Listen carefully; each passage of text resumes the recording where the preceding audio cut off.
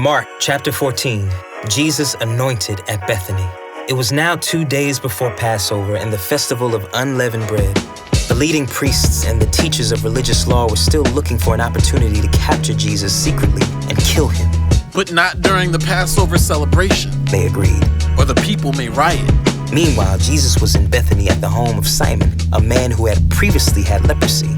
While he was eating, a woman came in with a beautiful alabaster jar of expensive perfume made from essence of nard. She broke open the jar and poured the perfume over his head. Some of those at the table were indignant.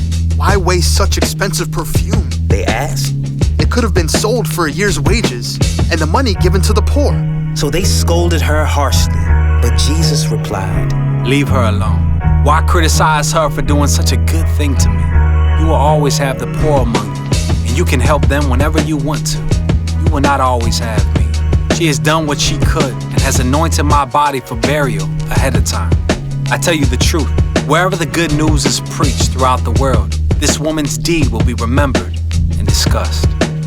Judas agrees to betray Jesus.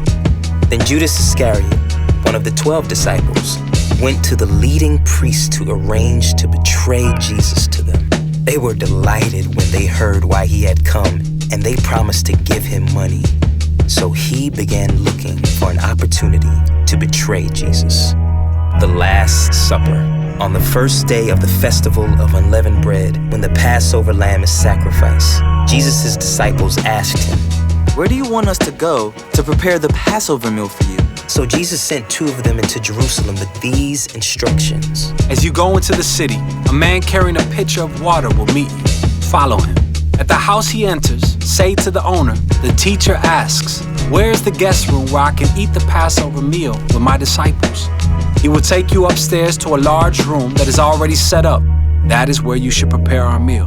So the 2 disciples went into the city and found everything just as Jesus had said, and they prepared the Passover meal there.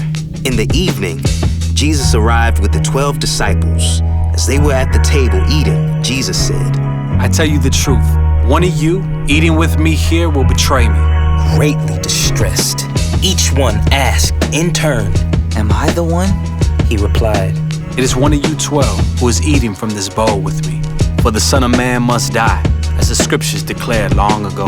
But how terrible it will be for the one who betrays him. It would be far better for that man if he had never been born. As they were eating, Jesus took some bread and blessed it. Then he broke it in pieces and gave it to the disciples, saying, Take it, for this is my body. And he took a cup of wine and gave thanks to God for it. He gave it to them, and they all drank from it. And he said to them, This is my blood, which confirms the covenant between God and his people. It is poured out as a sacrifice for many. I tell you the truth, I will not drink wine again until the day I drink it new in the kingdom of God. Then they sang a hymn and went out to the Mount of Olives. Jesus predicts Peter's denial. On the way, Jesus told them, All of you will desert me, for the scriptures say, God will strike the shepherd, and the sheep will be scattered. But after I am raised from the dead, I will go ahead of you to Galilee and meet you there. Peter said to him, Even if everyone else deserts you, I never will. Jesus replied, I tell you the truth, Peter. This very night, before the rooster crows twice, you will deny 3 times that you even know me. No, Peter declared emphatically, even if I have to die with you, I will never deny you. and all the others vowed the same. Jesus prays in Gethsemane. They went to the olive grove called Gethsemane, and Jesus said, Sit here while I go and pray. He took Peter, James, and John with him, and he became deeply troubled and distressed. He told them, My soul is crushed with grief to the point of death. Stay here and keep watch with me. He went on a little farther and fell to the ground. He prayed that, if it were possible, the awful hour awaiting him might pass him by. Abba, Father, He cried out, everything is possible for you. Please take this cup of suffering away from me. And I want your will to be done, not mine. Then he returned and found the disciples asleep. He said to Peter, Simon, are you asleep? Couldn't you watch with me even 1 hour? Keep watch and pray so that you will not give in to temptation. The spirit is willing, but the body is weak." Then Jesus left them again and prayed the same prayer as before. When he returned to them again, he found them sleeping, for they couldn't keep their eyes open, and they didn't know what to say. When he returned to them the third time, he said, "Go ahead and sleep, have your rest." But no, the time has come. The Son of Man is betrayed into the hands of sinners. Up, let's be going. Look, my betrayer is here. Jesus is betrayed and arrested.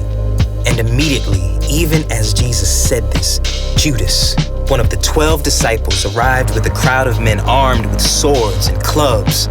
They had been sent by the leading priests, the teachers of religious law, and the elders. The traitor, Judas, had given them a prearranged signal. "You will know which one to arrest when I greet him with a kiss. Then you can take him away under guard." As soon as they arrived, Judas walked up to Jesus. "Rabbi!" he exclaimed, and gave him the kiss. Then the others grabbed Jesus and arrested him. But one of the men with Jesus pulled out his sword and struck the high priest's slave, slashing off his ear. Jesus asked them, Am I some dangerous revolutionary that you come with swords and clubs to arrest me? Why didn't you arrest me in the temple? I was there among you teaching every day. But these things are happening to fulfill what the scriptures say about me.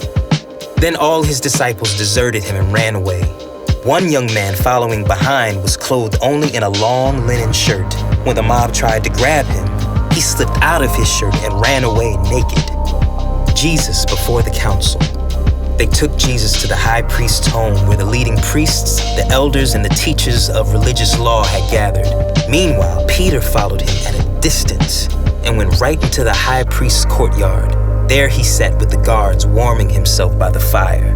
Inside, the leading priest and the entire high council were trying to find evidence against Jesus so they could put him to death, but they couldn't find any.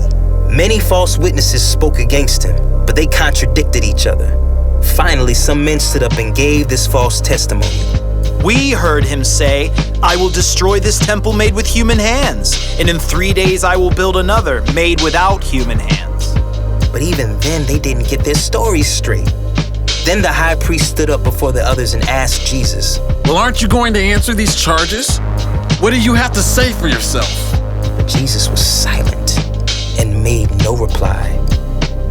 Then the high priest asked him, Are you the Messiah, the Son of the Blessed One? Jesus said, I am. You will see the Son of Man seated in the place of power at God's right hand and coming on the clouds of heaven. Then the high priest tore his clothing to show his horror and said, Why do we need other witnesses? You have all heard his blasphemy. What is your verdict? Guilty, they all cried. He deserves to die. Then some of them began to spit at him, and they blindfolded him and beat him with their fists. Prophesy to us, they jeered, and the guards slapped him as they took him away. Peter denies Jesus. Meanwhile, Peter was in the courtyard below. One of the servant girls who worked for the high priest came by and noticed Peter warming himself at the fire. She looked at him closely and said, You were one of those with Jesus of Nazareth. But Peter denied it. I don't know what you're talking about, He said, and he went out into the entryway. Just then, a rooster crowed. When the servant girl saw him standing there, she began telling the others, This man is definitely one of them. but Peter denied it again. A little later, some of the other bystanders confronted Peter and said, You must be one of them, because you are a Galilean. Peter swore, A curse on me if I'm lying. I don't know this man you're talking about. and immediately the rooster crowed the second time. Suddenly, Jesus' words flashed through Peter's mind. Before the rooster crows twice, you will deny 3 times that you even know me. And he broke down and wept.